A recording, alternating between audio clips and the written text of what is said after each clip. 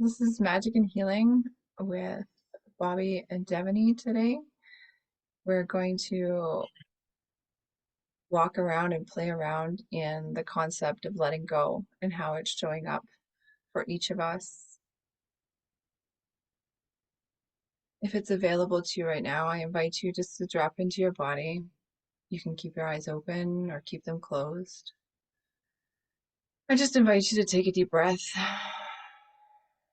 and notice the sensations happening inside of you. And just fully arrive here, right now, in this moment. I'm going to start by saying when I was sending out the Journey to Self weekly email, there's a quote in there about something about the only way you're going to get through your healing is by um, relinquishing control, or the only way you're going to get to healing is by relinquishing control, or something. And even as I read it last night, I was like, no, thank you. And I could feel my body like, whoop, whoop, nope, not going there.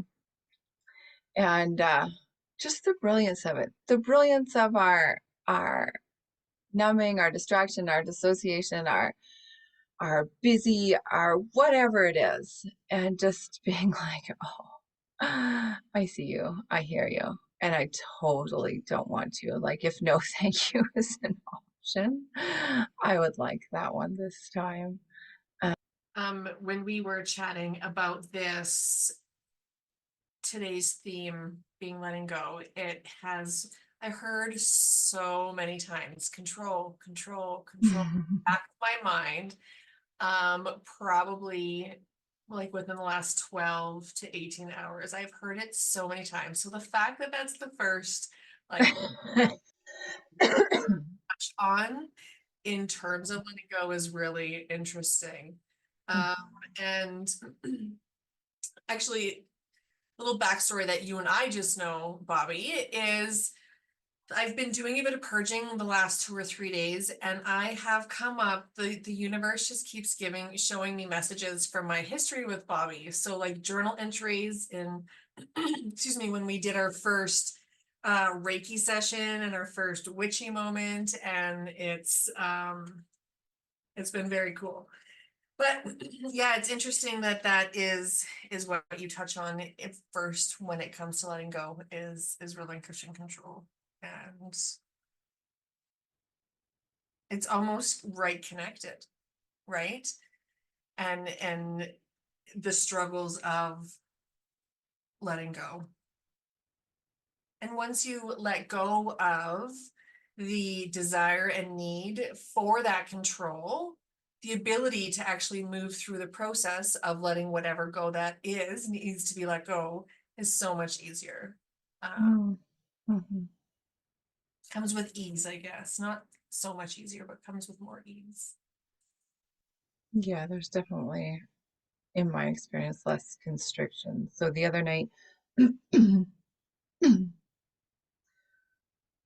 I was just feeling a lot of feelings, and finally, and I say finally, letting them out, because I realized after a good, deep, whole, healthy cry, that I hadn't had one in a while.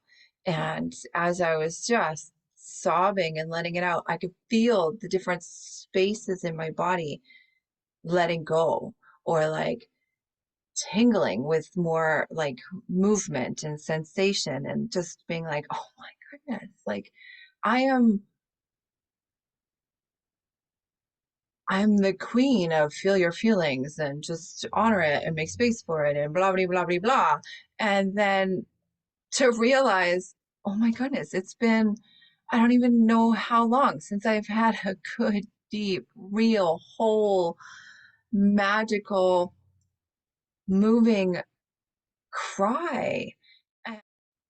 For me, recently letting go has been very physical. I've been purging my entire house, and you can't see on camera right now, but my entire office floor is covered in piles of books that I'm getting ready to sell or donate or whatever.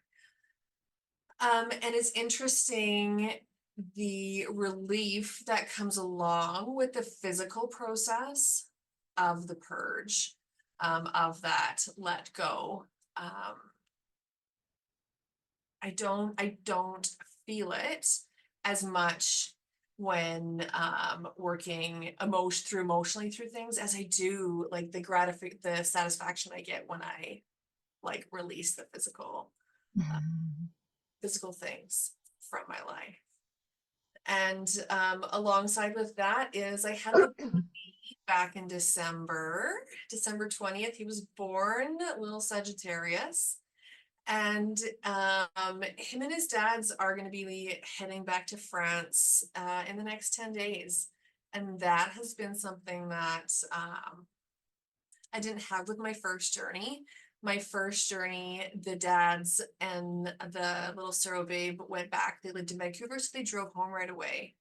And this journey has allowed me to like create a bond with the intended parents or with the dads and create a bond with the little Suro baby who we're gonna go meet tomorrow. I'm so excited for you to meet him. But moving through what that looks like, I kind of walked into this journey. I'm gonna use the word cocky. I was like, I've got nothing to worry about at the end of this journey. I have no emotions attached to it. And it's kind of come out of left field for me. And so working through that, and probably some of the purging is connected to the Suro baby his name's Leo and his dad's heading back home, right? Keeping myself busy, not allowing myself to have those downtimes and really think about Leo going. Uh, My perception is the normal thing to do is to stay busy and to just like hustle your way through it.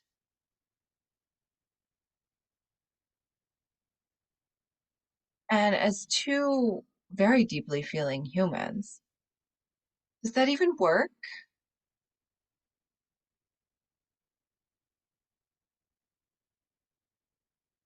at times in the present, I would say it gets the job done of avoiding. um, Right? yeah. Like that's the voice, like that's the word that comes for me is like the avoiding. And I was journaling, and that was the first word I said somewhere. Funny, like it's nowhere now. But I feel like even that, sorry, I can't find it anywhere. Um, so when I did have tears the other day, it was like that part of my brain that likes to try and rationalize things. It's like you were doing so fine. Like there's still a part of me that thinks stopping to have a good ass cry is like not okay, like not normal. And I know better than anyone that stopping to have a cry is the most normal thing. But it's like the rationalized part is like, but you were doing so good. And then it's like, you were just doing the things. It was like, nope, get up, pull up your socks, do this one thing, dishes, whatever, swim, whatever it was, and just keep on moving. Like, don't let it touch you. Just keep on moving. And I can feel this lump that's been in my throat for probably the same amount of time. Like, just keep on moving. It can't get you if you just keep on moving.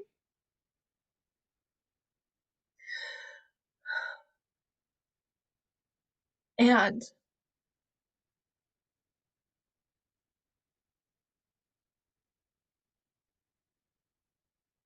I think the most important part is to turn around, stop for me. I'm not saying for anyone else, to stop, turn around and be like, why are we rushing? Why do we keep putting one more thing here so that this doesn't catch us, whatever this is?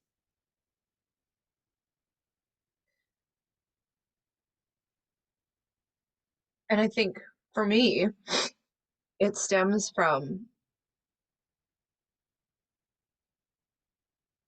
I'm not even going to bother actually telling a story about it. It's important for me to pause, be with what is, check in with my throat, check in with my chest, check in with what I'm making that mean in my external world, and then make a choice to move forward. And I have to be really clear whose voice, whose belief system is trying to infiltrate that. So I have a long history of hearing people say, just get over it. Don't think about it. The get over it is what I've been feeling lately, just because hormones have been raging. I am like 19 days postpartum. So as any 19 postpartum woman, there's lots going on. And I feel myself like my eyes starting to burn. And it's like, are you kidding me, Devaney? Like again? Like, come on. And I'm uncomfortable because I don't want to make Bert uncomfortable, which they don't care. I can cry all day and they would be fine. Mm-hmm. But I don't want to, like, the get over it is so loudly playing. And it's like, what do we say that? What do we tell our kids that? What do we, right? And so why do we Mm-hmm. do that to ourselves? But yeah, I hear you on that one. And rather than just allowing us to sit with it and I wrote down here what you said, honor what is moving through me. Right? Moment to moment. And Just again, if we honor what we're going through, we're gonna move through it and it's going to allow us to get to the other side quicker than if we fight it and mm-hmm. not allow those emotions to come through. And A theme that comes up for me over and over and over and over um, is letting go real time my children. Um, and so what that looks like in any given moment. So right now mine are 11 and 13. And so, whatever that is, longer play dates. They don't seek me out. Oh, the one that got me in the fields the other day was like when they get hurt, they don't come running to me anymore. And I didn't actually really notice when that had stopped. For like hurts, physical, mental, emotional. I know how to soothe. I know how to hug. I know how to bandage. I know how to hold. I know how to, like angsty teenagers when they get hurt, well, they just want to like swear about it. And what is my role here? I don't know what that is.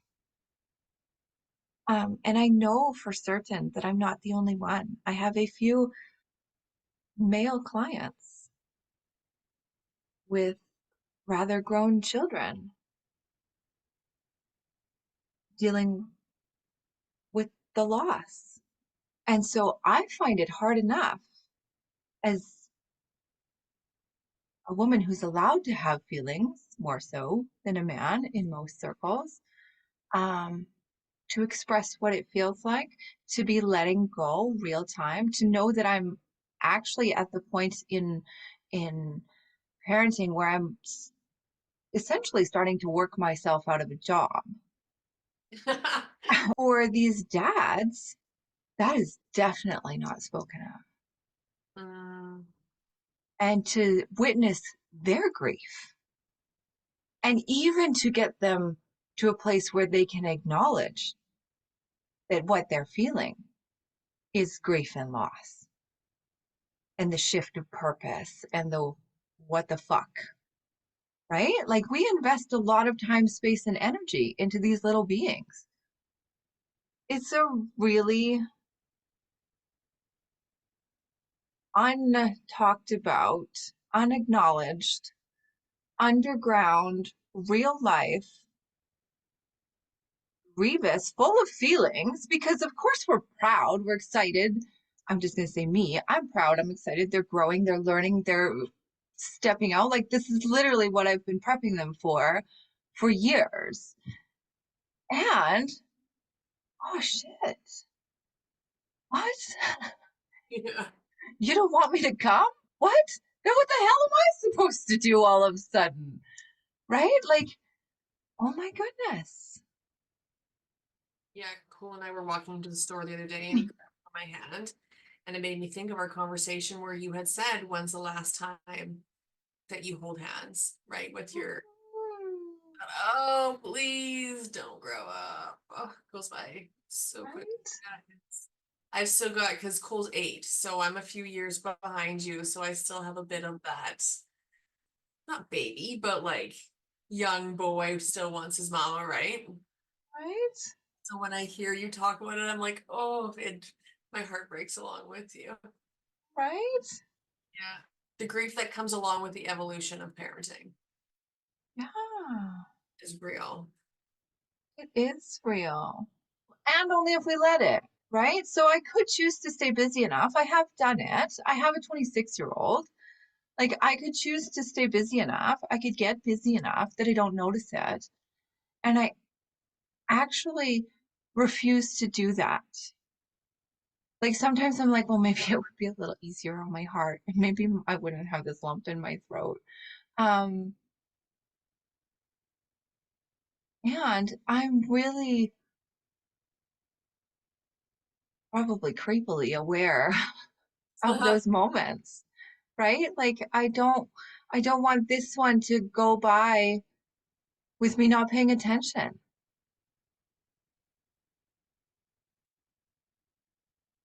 I have that with Collins because Mm, he's 17 and he's turning 18. And that's how it's been with Cole. I find it's been different this time around because Collins went by so fast that I'm definitely more aware of slowing down now. And there's shame in that because it took my first one uh to realize, oh, I should slow down. yeah, because there were times I didn't savor it. I didn't enjoy it. I was just trying to get through it. There was a time when I had 4 kids under 4 in this house, and it was just like if I could get them all fed and alive by the end of the day, like we were winning, right? And so there were times where I would have given anything for something else. And now it's like I'd give anything for one of those moments back. Oh, see, it's just right there. And I think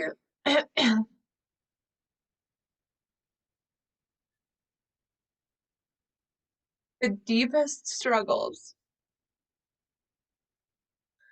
is when I'm not in the here and now, when I'm longing for then, or when I'm worried about then. Yeah. And so if I can be right here, right now, I can see real time snippets of that 4-year old in that 13-year old. And those are like amazing. And I have to remind myself in sadness, in shame, that if I can't sit with this feeling, I actually don't get the other one to the same degree. Like I can't feel that profound joy and like pride and love and awe and wonderment in that moment if I can't touch this moment. Because like I don't like this moment. I don't like the like lump in my throat and the like oh like oh right? And I guess there's actually a part of me that really does love it because I love seeing the child within the man, Oof. right? My baby, that that that little being that I'm always going to hold on to. I can't see them, because I have three of them, um, in that same way. Mhm. Mm. And that feels really important. Mhm. Especially since it goes by so fast. Mhm. Not to do with letting go, completely different topic. With 2024, what's your theme or your word or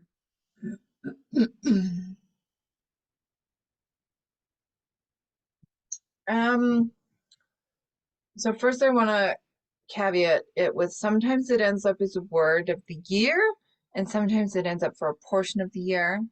Um, and for the last few years, I've followed my wheel of the year. So typically my word of the year comes in October. And this year I would have said it didn't.